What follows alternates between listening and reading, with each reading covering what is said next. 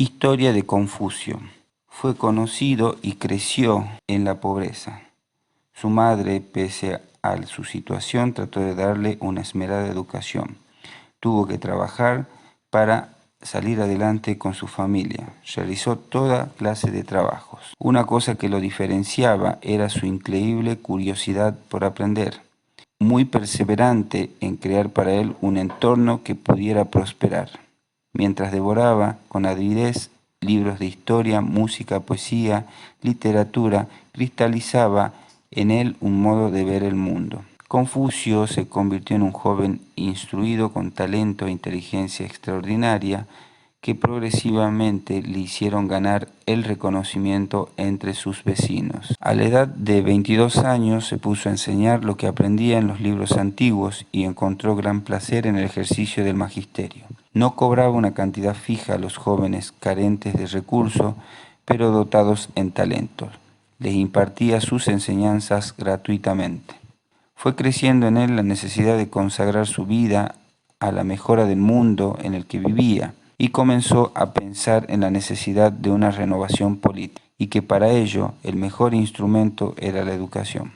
Confucio abrió una escuela en la que aceptaba discípulos de todas las clases sociales, sin tener en cuenta si se trataban de hijos nobles o de familias pobres, pues estaba absolutamente convencido de que la educación era la única base verdadera sobre la cual construir cambios y mejorar la sociedad. En su escuela se formaban discípulos bajo el ideal confuciano de hombre noble, término chino equivalente a aristócrata, al que Confucio dio un nuevo sentido. El hombre noble no era de alta cuna, sino noble en moral. Para Confucio, la educación era ante todo un instrumento de cambio, de reforma social y política, de tal suerte que formaba a sus alumnos para convertirlos en funcionarios públicos, es decir, responsables de la administración social y política. Confucio no dejó escritos de sus principios de filosofía, entre ellos podemos mencionar el libro de las mutaciones, libro de las canciones, libro de los ritos y analectas. Herbert Marcuse nació en Berlín en 1858. Su principal obra fue El hombre unidimensional.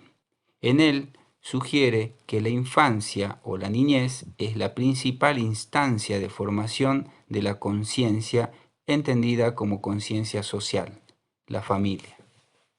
La industria y el sistema capitalista ha transmutado o cambiado ese ámbito familiar de formación inicial a través de los medios de comunicación, formando a hombres con características y categorías que salen no de la familia sino del sistema capitalista o industrialización, generando nuevas necesidades, anhelos, sueños, valores.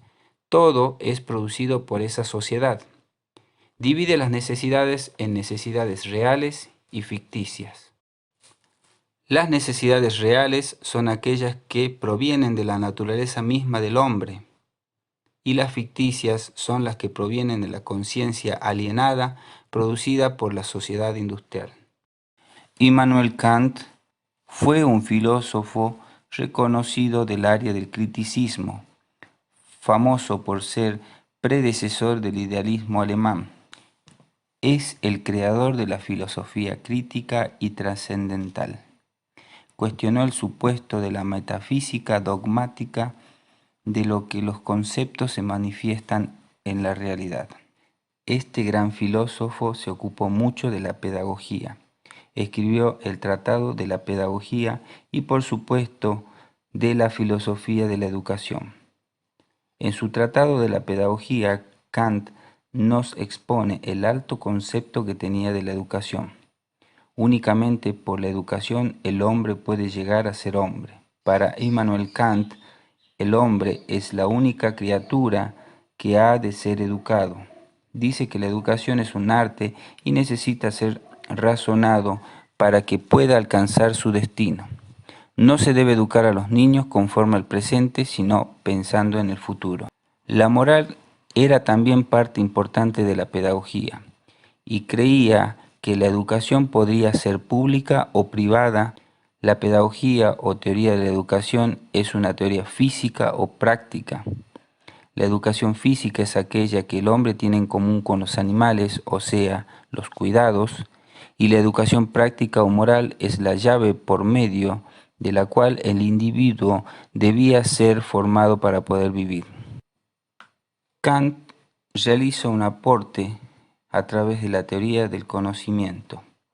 La teoría del conocimiento clasificó lo tangible y lo abstracto en dos grupos, lo que podemos saber, lo que es desconocido a ti.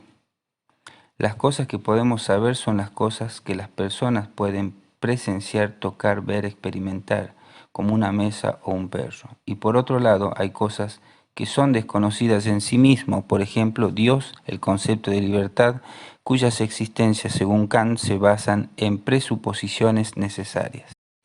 Kant afirmó que el área de conocimiento se limita al mundo de la experiencia y que es inevitable que una persona no intente saber las cosas que son desconocidas. Kant representa en esta línea el pensamiento en su libro crítico de la razón pura. Establece que los tres grandes problemas de la metafísica son Dios, la libertad y la inmortalidad, ya que no pueden resolverse mediante el pensamiento especulativo. La existencia de Dios y los conceptos de libertad e inmortalidad no pueden afirmarse ni negarse en el campo teórico, ni puede demostrarse científicamente. Jean Rousseau, biografía. Fue escritor, filósofo, músico, precursor del romanticismo. Participó en el movimiento renovador y en la Revolución norteamericana y francesa. Por tanto, fue influenciado por las guerras. Entre sus obras más importantes está El contrato social, escrita en 1762, y Emilio o de la educación. En este libro establece los principios en los que debe basarse la educación. Produjo las obras más importantes de la Ilustración, El contrato social, el cual alude a una nueva política donde el pueblo es soberano ante cualquier sistema de gobierno. Fue el representante del tratamiento individual en la educación, donde el alumno es el centro. Los fines educativos no son individuales, sino sociales. El pasaje del hombre en el estado natural hacia el hombre civilizado moderno mediante el uso de herramientas. Realiza la diferencia de aprendizaje de niños y adultos, diferenciándolos entre sí, algo innovador para su época. La educación natural es toda educación que deriva de tres fuentes: la naturaleza, las cosas y los hombres. Su libro Ensayo pedagógico, escrito como novela, está dividido en 5 partes, cubriendo las 5 etapas de la educación de Emilio, un niño imaginario en condiciones ideales. El libro 1 es hasta los 5 años, reflexiones de la vida, instrucciones precisas para los primeros años, la experiencia sensible del mundo que los rodea. Libro 2 hasta los 12 años. El libro se articula en torno a 3 ideas esenciales: descubrimiento de la infancia, la educación negativa y la educación de los sentidos. La educación negativa se refiere a una educación basada en la moralidad, las consecuencias naturales de combatir cualquier tipo de vicio o irregularidad que cometa el niño. Además, sostiene que en esta fase los niños comienzan a hablar y son capaces de transmitir sus dolores, carencias o necesidades. También pueden manipular o mentir sobre diversas situaciones. Para esto amerita un tratamiento especial. Libro 3 hasta los 15 años. Desde los 12 a los 15 años se asientan las bases culturales del joven. Estimula y considera lo importante que es el estudio. Las acciones están por encima de los discursos. El joven he de aprender oficios que le permitan desarrollarse en el campo del trabajo. Libro 4 hasta los 20 años. Tiene mejor entendimiento de los sentimientos. también se exaltan las pasiones, formar al hombre a partir de la naturaleza, no es hacerlo salvaje, sino dejar que se gobierne. En esta etapa expone a Emilio a la religión, no logra verla como algo significativo para él. Emilio pasa a sentir una necesidad de una compañera, una mujer conveniente para él. Libro 5. La edad viril y educación de la mujer. Rousseau hace referencia en este libro al papel de la mujer en la sociedad. Está representada por Sofía, una joven que se educaría bajo un régimen totalmente distinto a los jóvenes. Desde el punto de vista del autor, las mujeres no tienen un papel protagónico en la educación.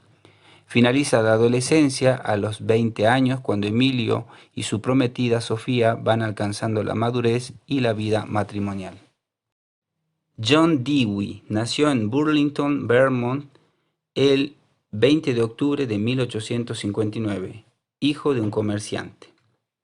Dewey fue uno de los fundadores del pragmatismo. El pragmatismo es una corriente filosófica que tuvo gran repercusión en la educación, en el arte y sobre todo en las ciencias. Entre sus características principales se puede mencionar que una corriente antidogmática no cree que hayan teorías que expliquen todo, es antidualista, busca la verdad a través de las prácticas de los resultados. Rechaza la existencia de verdades absolutas. Las ideas son provisionales y están sujetas al cambio, a la luz de la investigación futura. El progresismo pedagógico desempeñó un papel protagonista que abarca desde fines del siglo XIX hasta la Primera Guerra Mundial. Sus obras más importantes es Mi credo pedagógico, La escuela y la sociedad, Democracia y educación, Experiencia y educación. John Dewey concebió la escuela como un espacio de producción y reflexión de experiencias relevantes para la vida social y la ciudadanía plena. Afirmaba que el sistema educativo de su época no proporcionaba a los ciudadanos una preparación adecuada para la vida en sociedad democrática. El método que él utilizaba era experimental. Contrastó sus principios educativos en la escuela laboratoria de carácter experimental denominada la escuela de Dewey. El aprendizaje era a través de la experimentación y la búsqueda de lo desconocido, no como una absorción pasiva de hechos exteriores. Desatornilló los pupitres del suelo, puso los bancos del laboratorio, desapareció la mesa del maestro y se permitió a los niños que se levantaran y se movieran y hablaran. La propuesta metodológica de Dewey consta en 5 fases. 1. Consideración de alguna experiencia actual y real del niño. 2. Identificación de algún problema o dificultad suscitados a partir de esa experiencia. 3. Inspección de datos disponibles, así como búsqueda de soluciones viables. 4.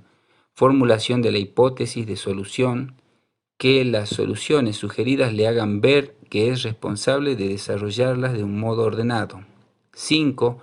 Comprobación de la hipótesis por la acción, que el alumno tenga la oportunidad de comprobar sus ideas por su aplicación, de aclarar su sentido y de describir por sí mismo su validez. Si la hipótesis no se comprueba, se debe volver de nuevo a los datos. El niño no llega sin conocimientos, no son pizarras pasivas, llega con saberes previos y la educación toma estos saberes para orientarlo. La educación, a su vez, es la transmisora de culturas y tiene una función social, no es estática y está sujeta a los cambios de las necesidades de la sociedad. Deriva de la participación del individuo en la conciencia social.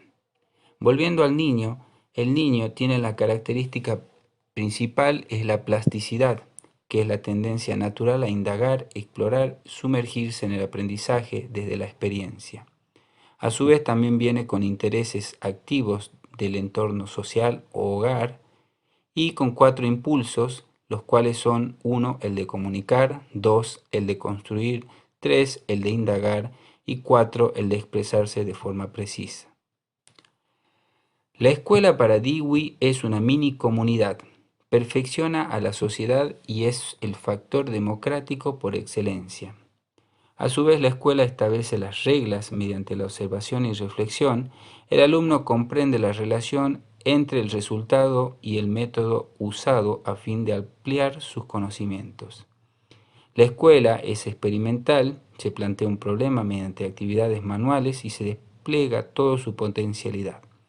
Para él todo conocimiento debe ser práctico, se resuelven los problemas mediante soluciones empíricas. El rol docente debe conocer a sus alumnos, sus necesidades, experiencias y habilidades. El maestro es solo eso, no es la autoridad, construye el conocimiento y lo hace en conjunto a sus alumnos. José Martí nace en Cuba en 1853 al 1895. Es periodista, poeta y educador. Escribe en 1891 Nuestra América. En él plantea la idea de descolonizar la mente de los latinoamericanos y por primera vez desarrolla la idea de la educación campesina. Para él, la educación es un pilar fundamental para formar a humanos con capacidad de pensar y personas buenas. Así también menciona que lo fundamental en la educación es el amor. Define educar como depositar en cada hombre toda la obra humana que lo antecede. Esto con el fin que mediante la educación esté a nivel de su tiempo. Resalta la importancia de la educación en varias de sus frases, como la educación es la llave para ingresar en el siglo XXI. Distingue entre instrucción y educación. La educación es la preparación del hombre para la vida sin descuidar su espiritualidad y su naturaleza. Plantea la educación popular, es decir, escuela para todos. Hombre recogerá quien siembra escuelas. Para él la educación popular y el trabajo es la base de la grandeza de los pueblos, ya que el hombre crece con el trabajo que sale de sus manos. Por ello, él insistía que los programas de estudios debían adaptarse a las necesidades del contexto en el cual se desarrollen. Insistía que currículos deben preparar para la vida cotidiana. Plantea que lo que hoy llamamos la educación nacional como instrumento de la autonomía de los pueblos. Juan Amos Comenio, 1592 a 1630. Nació en la República Checa, Europa, Praga. El primero en hablar de la primera escuela o escuela materna. La primera en transmitir los valores al niño es la madre. La meta ideal de la educación es el ideal pansófico, que significa enseñar todo a todos. El alumno pasa a ser el centro de atención. La escuela es universal, tiene que tener un orden, método y ser amena. Enseñar se debe a tres cosas: a tiempo, objeto y método, lo cual generará un aprendizaje mediante la comprensión, la retención y la práctica. Su libro principal o su obra es la Didáctica Magna, obra de gran valor pedagógico. Didáctica se refiere al arte de enseñar y magna, grande moralmente. Él busca en este libro la sistematización de los procesos educativos, separa en etapas el desarrollo educativo, separa la educación por edades y coloca en espiral los conocimientos. Dice que cada alumno es diferente y no hay que menospreciar a ninguno. No debe hacerse distinción social o de género, y la mujer ha sido creada en imagen y semejanza a Dios y es un ser racional como el hombre. En el siglo XVII habla de plan de estudios, un conjunto de temas a trabajar en el sistema de educación, escuela tradicional. Su libro está dividido en tres: didáctica general, didáctica especial y organización escolar. La didáctica general dice de que el hombre es igual a Dios, está dotado de inteligencia, sentido, por lo tanto es capaz de generar el aprendizaje. Buscamos siempre aprender y las semillas de la formación se han de dar en la infancia, ya que el alumno no ha sido marcado por los roles que le impone la sociedad o comunidad. En la adolescencia es donde más se debe reafirmar la educación, así como poner más énfasis en el rol de los padres para educar ante la sociedad y de los maestros que son los moderadores de dicha formación. Nadie debe ser excluido de la educación y se debe educar de acuerdo a las capacidades de cada persona. Todos los hombres deben ser educados por igual. Cada hombre es único e irrepetible, con destrezas, capacidades, virtudes distintas. La didáctica especial habla de conocerse a uno mismo como un ser hecho a imagen y semejanza de Dios, aprender mediante los hábitos y buenas costumbres para mejorar como persona y humano, y disciplinarse para evitar las malas costumbres. Organización escolar. Para enseñar a los adolescentes se va de lo más fácil a lo más difícil. Se enseña mediante el sistema espiralado desde conocimientos más simples a más complejos. No se obliga el entendimiento a nadie. La educación es general, no solo se educa a los hijos de los ricos, sino que también a todo el grupo social sin distinción de género.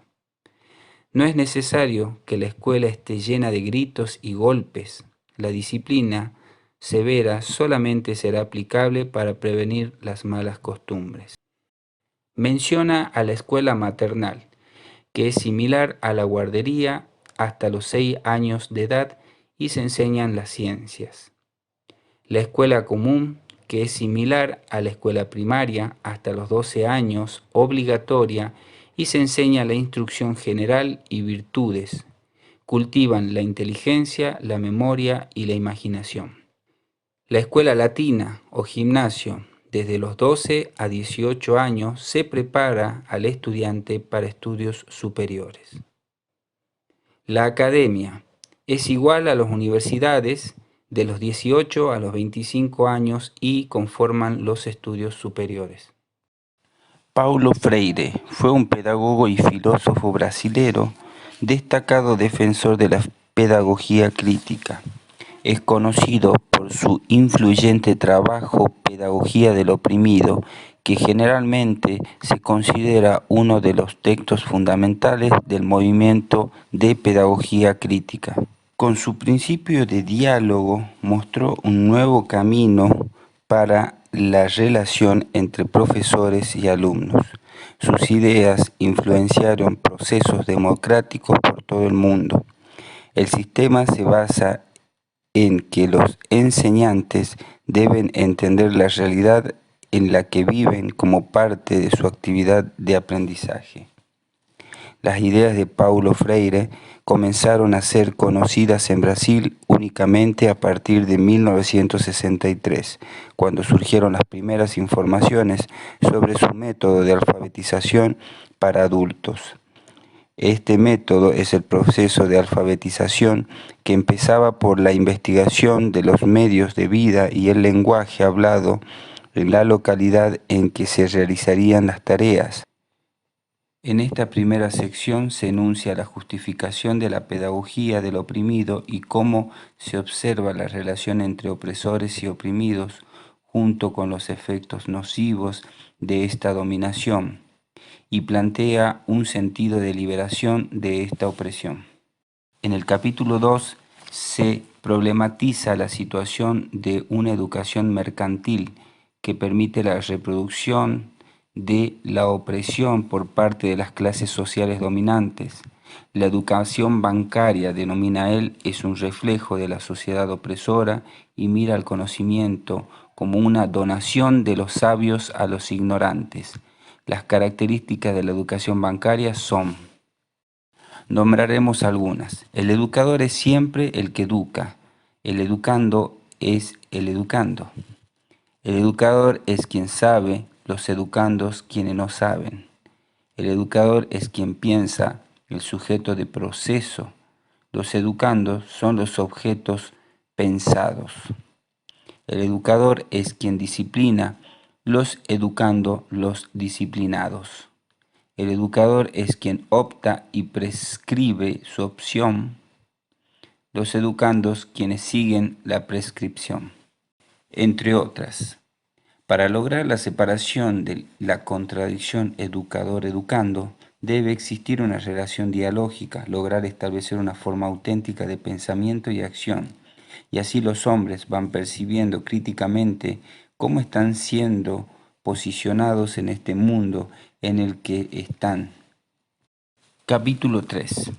Se realiza un planteamiento relativo de la dialogicidad y el diálogo, su esencia y alcance, junto con abrir el espacio de reflexión respecto a la relación hombre-mundo. Las palabras verdaderamente son una unión inquebrantable entre acción y reflexión. Los hombres no se hacen silenciosamente, sino en la palabra, el trabajo en la acción y reflexión. En este capítulo se analiza el valor de la palabra, así como cómo utilizarla y cómo posicionarse a través de la palabra. Capítulo 4. Se describen los fundamentos teóricos de las acciones antidialógicas y dialógicas, junto con intención de proceso educativo en un contexto de emancipación del pensamiento. La antidialogicidad y dialogicidad son teorías de acción cultural antagónicas. La primera es opresión y la segunda es liberación. Asimismo, la antidialógica se caracteriza por la conquista, la división, la manipulación y la invasión cultural, y la acción dialógica se caracteriza por ser colaboración, la unión, la organización y la síntesis cultural. El opresor dará utilidad a la antidialógica para de esta forma mantener su estatus a través de diversos medios. En conclusión, el individuo debe formarse, no que lo formen, para que de esto dé el resultado un aprendizaje que emane de vivencias o experiencias en su diario vivir, evadiendo toda clase de educación mecánica, eludiendo las experiencias artificiales que se presenten en la educación actual. Vygotsky fue un psicólogo pionero ruso conocido por su teoría sociocultural del desarrollo cognitivo. Sus ideas han tenido amplia difusión en áreas como el desarrollo del niño, la psicología cognitiva y la educación. Para Vygotsky, la educación y la enseñanza, el desarrollo psíquico, son impulsores de ese desarrollo. La educación, la enseñanza conducen y guían el desarrollo, van por delante del mismo. El aporte principal de Vygotsky a la enseñanza dice que la enseñanza correctamente organizada conduce tras de sí al desarrollo mental infantil. Los aportes de Vygotsky a la educación dicen: la enseñanza correctamente organizada conduce al desarrollo mental infantil. Para Vygotsky existen dos teorías: la teoría social.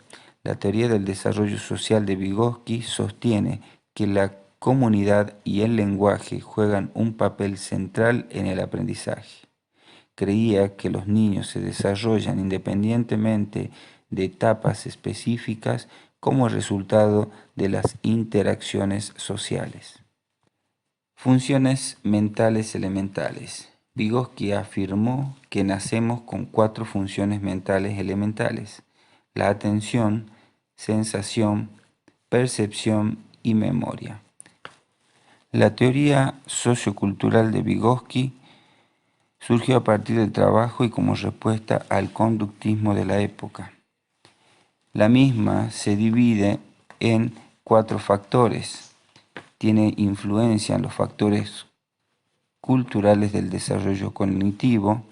La cultura afecta al desarrollo cognitivo. 1. Factores culturales del desarrollo cognitivo. Vygotsky pone más énfasis en la cultura y cómo ésta afecta al desarrollo cognitivo. 2. Los factores sociales del desarrollo cognitivo. También enfatiza Vygotsky los factores sociales que contribuyen al desarrollo cognitivo, ya que este deriva de las interacciones sociales y la formación guiada dentro de la zona de desarrollo próximo, como los niños y sus padres logran la co-construcción del conocimiento. 3. El papel del lenguaje en el desarrollo cognitivo. Vygotsky resalta la importancia del papel del lenguaje en el desarrollo cognitivo. Para Vygotsky, el pensamiento y el lenguaje son sistemas separados inicialmente desde el comienzo de la vida. La fusión se produce alrededor de los 3 años de edad con la producción del pensamiento verbal. 4. El papel de los adultos en el desarrollo cognitivo. De acuerdo con Vygotsky, los adultos son un factor importante para el desarrollo cognitivo. Los adultos transmiten herramientas culturales de adaptación intelectual que los niños internalizan. Piaget y el desarrollo cognitivo. El desarrollo cognitivo de Piaget es una teoría que sustenta que los seres humanos atraviesan una serie de etapas en las cuales las estructuras cognitivas se van haciendo cada vez más complejas, permitiéndole a la persona desarrollar su pensamiento e incrementar su aprendizaje para poder interpretar la realidad. Sostiene que el desarrollo cognitivo es la expansión o creación de estructuras mentales de situaciones más simples a situaciones más complejas con esquemas mentales más complejos. Para Piaget hay 4 etapas de desarrollo cognitivo: la etapa sensoriomotriz, la etapa preoperacional, la etapa operacional concreta y la etapa operacional formal. La etapa sensoromotriz. Esta etapa se caracteriza por acciones espontáneas, las cuales le ayudan al bebé a reconocer información a través de sus sentidos, acerca de cómo funcionan los objetos y en general el mundo que los rodea. El mundo es explorado y descubierto a través de la actividad motriz: golpear la pelota, agarrar, tomar, llevar a la boca, etc. Etapa preoperacional. Esta etapa se caracteriza porque los niños adquieren cierta capacidad para utilizar el pensamiento simbólico, pero aún no están listos para realizar operaciones lógicas por el hecho de no poder manipular mentalmente la información. Los niños, por ejemplo, juegan a ser un personaje y representar símbolos mentales como palabras, números e imágenes. Esto favorece al desarrollo del lenguaje, pero no así la abstracción. Etapa operacional concreta. Esta etapa se caracteriza por un gran crecimiento cognitivo. Debido a eso, el pensamiento empieza a ser más flexible y aparecen habilidades como la reversibilidad y el uso de la inteligencia lógica. El pensamiento del niño es flexible, reversible, no limitado al aquí. A su vez explora lo multidimensional, caracterizado por la búsqueda de las relaciones causales de las cosas. La etapa operacional formal es la última etapa del desarrollo cognitivo, según Piaget. La etapa operacional formal es la última etapa del desarrollo cognitivo, según Piaget, y su principal característica es el perfeccionamiento del pensamiento abstracto por parte de los sujetos. Ahora ya pueden trabajar con hipótesis, observar, crear una hipótesis, descubrir consecuencias y comprobar o refutar hipótesis, es decir, alcanzan un pensamiento abstracto. María Montessori. María Montessori describe un método en donde los niños absorben como esponja toda la información que requieran para su actuación diaria. Sostiene que los niños necesitan estímulo y libertad para aprender. Hay que dejar que el niño se equivoque y vuelva a intentar lo que ha iniciado. El educador ejerce solamente una figura de guía. El niño tiene que tener un papel más activo. Las clases deben ser más amplias y los niños deberían poder moverse sin problemas. Todos los mobiliarios deben ser adecuados al tamaño del niño y los niños más grandes deben ayudar a los más pequeños. El error es parte del proceso y tiene cabida. Debemos hacer que el niño desarrolle su personalidad y preparemos un ambiente, así como actividades, y nos retiremos. No se fomenta la competencia entre alumnos. Los aspectos básicos fundamentales son la autonomía, la independencia, la iniciativa, la capacidad de elegir, el desarrollo de voluntad y autodisciplina, entre otros.